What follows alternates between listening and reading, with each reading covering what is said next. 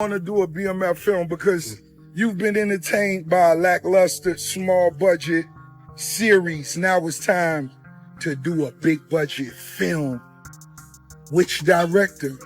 Shout out to my homie F. Gary Gray, Antoine Foucault, what's up? Tarantino.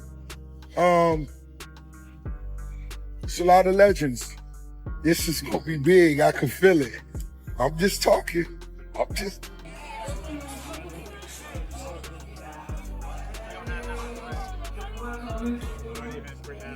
After Rick Ross used Big Meech as a pawn in what is allegedly a $120 million scam, 50 Cent is now making fun of the whole thing. Long before it occurred, everyone in the neighborhood could see this swindle developing, except for Big Meech himself. Like bait on a hook, Ross entered with extravagant projects, movie deals, and Hollywood assurances. He then continued to live luxuriously in expansive houses when the cameras stopped flashing, leaving Meech and his son to stand there appearing destitute and abandoned. Bad for Lil Meech. I don't feel bad for no grown man on this planet.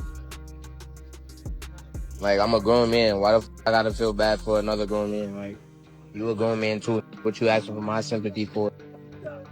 You be alright. According to street insiders, they observed this play long before it became well known. Fans anticipated a genuine comeback tale when Big Meech was released from prison in October, the legend at last taking back his reign. There were strong expectations that Meech would take significant action and turn his street reputation into a respectable empire. However, Rick Ross suddenly showed up with promises of a financial revolution, $120 million movie deals, and massive projects. On paper, it appeared that Meech was set to capitalize on the legacy he had cultivated, finally eating off his own name. Rick Ross did not deliver at all. No follow-through, no cash, and no projects. Rather, he flexed in his long-running feud with 50 Cent by using the Meech brand as a prop. Guy, I don't think there's a bad guy. No, yes it is.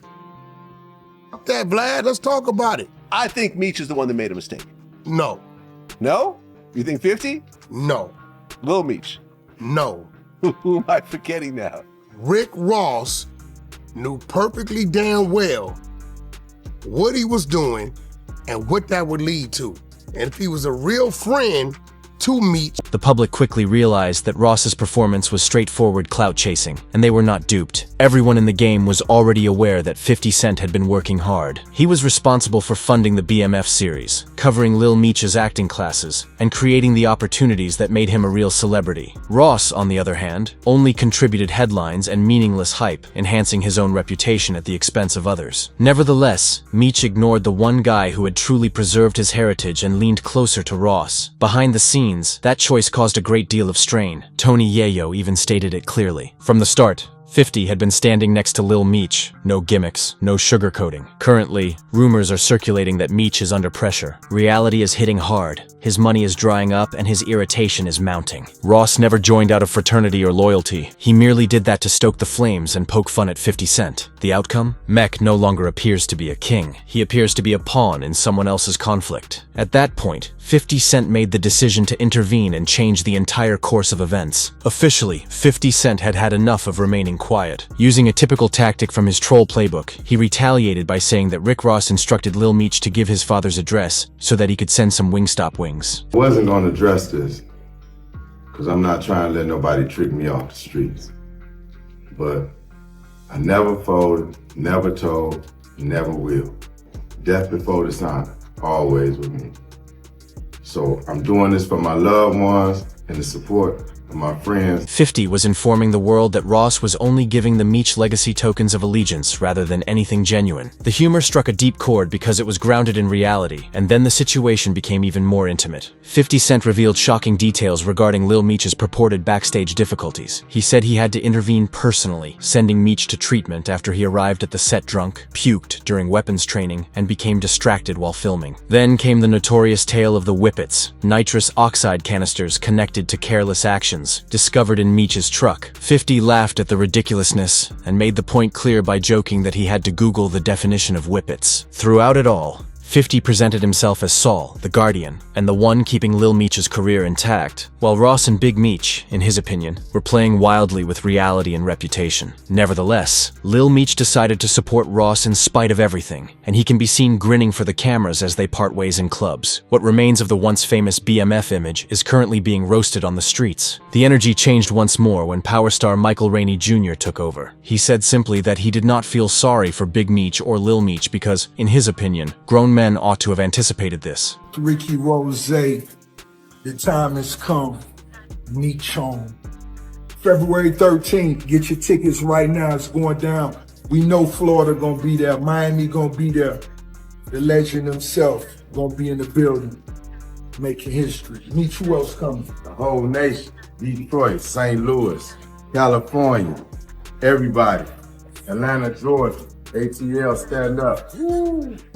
We're gonna make history. Get your tickets. Michael Rainey Jr.'s video went viral on social media, and 50 Cent immediately stepped up his efforts after learning about it. He completely supported Rainey's assertions, which furthered the perception that the Meech camp appeared helpless and duped. Instead of reversing course, 50 stamped it, portraying the whole incident as just another instance of poor decision-making and misguided allegiance. Furthermore, leaving people stranded is not exactly a novel plot twist in Rick Ross's tale. He is alleged to have done this before. According to sources, Ross once abandoned his own group in Canada during a fight, allowing them to be jumped while he escaped. He eventually returned, saying it was all a test of strength. Calculating, heartless, and in line with the perception that many people have of him. Industry insiders claim that Ross is known for such particular action. I want to do a BMF film because you've been entertained by a lackluster, small budget series. Now it's time to do a big budget film.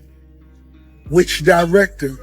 Shout out to my homie F. Gary Gray, Antoine Foucault, what's up? Tarantino, it's a lot of legends. This is gonna be big, I can feel it.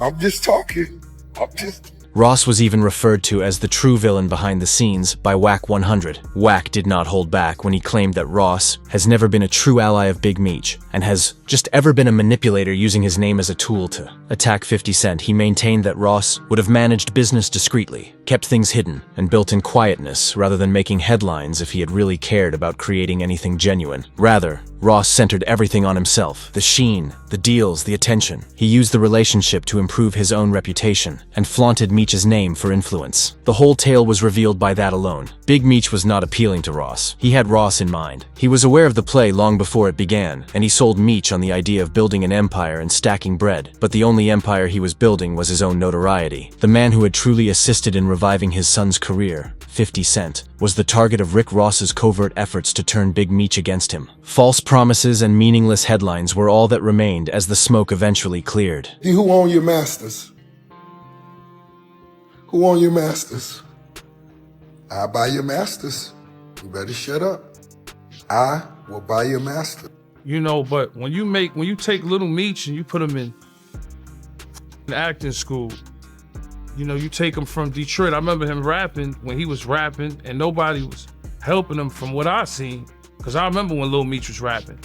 Just as the excitement was starting to die down, Ross stopped talking to Meech, leaving him stranded. The truth struck hard all of a sudden. Ross only ever supports causes that benefit him personally, and Meech was no longer a part of that strategy. Even the cancellation of Meech's Welcome Home benefit event, which fans believed 50 Cent had somehow ruined, was attributed to Ross, according to circulating rumors. Ross did not want Meech to regain momentum or mount a serious comeback. Ross was the public hero on the internet, and he wanted him to be relegated to the background. Many people consider that to be the ultimate betrayal, a determined decision to exchange clout for the legacy of another man. Meech chose to walk right into the point where the streets ceased to rock with him, rather than revising his mythology. When he attempted to retaliate, accusing 50 Cent of being an online thug who was hiding behind a phone and trolling for attention, the situation only became worse. Meech was depicted as being outplayed and outmaneuvered, and the trend becomes very evident as you go deeper into Ross's past. An extensive history of partnerships and alliances based on self-interest that invariably result in a cost to someone else. Is there anything about Ross and his career that you have any respect for? No, there's nothing there. There's nothing there. I never wanted to work with him. An obvious trend that is based on opportunism rather than loyalty becomes apparent when you examine Rick Ross's past. The outcome of almost every significant hip-hop coalition he has forged has been the same: confusion, mayhem, and someone else getting the short end of the bargain. Ross has demonstrated a vicious knack for transforming friendships into media attention, from the early success of Maybach Music to his public conflicts with erstwhile partners. Consider the lineup of MMG. Ross once had Meek Mill, and Gunplay under his wing, but eventually they all started complaining about contracts, unpaid bills, or unfulfilled promises. Ross would seem helpful in public, but behind the scenes, rumors suggested that he was manipulative, egotistical, and in control. Guy, I don't think there's a bad guy. No, yes it is. That Vlad, let's talk about it. I think Meech is the one that made a mistake. No, No? You think 50? no, Lil Meech. no. Who am I forgetting now? Rick Ross knew perfectly damn well what he was doing and what that would lead to. And if he was a real friend to Meech, unless he was looking to get 50 out the way, he would have dealt with Meech in the shadows, because he knows me and this dude who is gonna react if he sees me dealing with this dude that he has business with. And there was a lot of business left to be done, right? Rick Ross, bro, could have done whatever he was gonna do in the shadows if he really honored and respected Meech. Trust me, Meech wished none of this was going. Once regarded as Ross's right-hand man, Meek discreetly withdrew after learning that the empire was not created for everyone to benefit equally. With Big Meech, it appears that the same pattern has occurred once more. Ross went away with another round of attention, but the $120 million project he had mesmerized turned into smoke and mirrors. Additionally, the society is aware that whenever Ross's name loses prominence, he always finds a new partner who is still influential in the community. 50 Cent, on the other hand, has completely changed the course of events, turning true stories into television moments worth billions of dollars. 50 creates empires with planning, whereas Ross continues to seek approval through scandal. Fans and the public witness it, and even industry insiders acknowledge that Ross may be playing checkers while 50 is playing chess. The question that remains unanswered at this time is straightforward. Clout lasts forever, but loyalty is fleeting. There is no denying the pattern. The entire playbook of Rick Ross is based on borrowed traditions. Now, A guy, I don't think there's a bad guy. no, yes it is. That Vlad, let's talk about it. I think Meech is the one that made a mistake. No, No? You think 50? no, Lil Meech. no. Who am I forgetting now? Rick Ross knew perfectly damn well what he was doing and what that would lead to. And if he was a real friend to Meech. Big Meech thought Ross was standing by him like family because of the BMF song. But what if that devotion was really a setup? Ross has based his entire career on names and stories that were not his in the first place. So what if he never wanted to recognize the actual Big Meech? Everything is recorded. The street legend Rick Ross, who was imprisoned while Ross used his name, image, and story to build a multi-million-dollar brand, was the inspiration for his entire persona. In an attempt to recover what was rightfully his, the real Rick Ross, he then repeated the process with Larry Hoover, utilizing the name of another famous person who was incarcerated and incorporating it into songs, interviews, and images while devaluing clout. Different legend, same play. It is beginning to seem like history is being repeated with Big Meech. To be honest, 50 Cent made an early call. Since the beginning, he has maintained that Ross was only respected as a marketer and never as a man. Rick Ross is a phony, period, said one of the widely shared comments. Ross ruined the entire heritage by pursuing clout, according to another. Did Rick Ross truly leave Big Meech high and dry? Or was he merely playing the game? Was Meech simply outsmarted in a much larger scheme? Or was his loyalty misguided? Leave a comment below with your opinions. Press the like button. Remember to subscribe so you do not miss the next in-depth analysis. View the following video on the final screen. This is not the end of the narrative.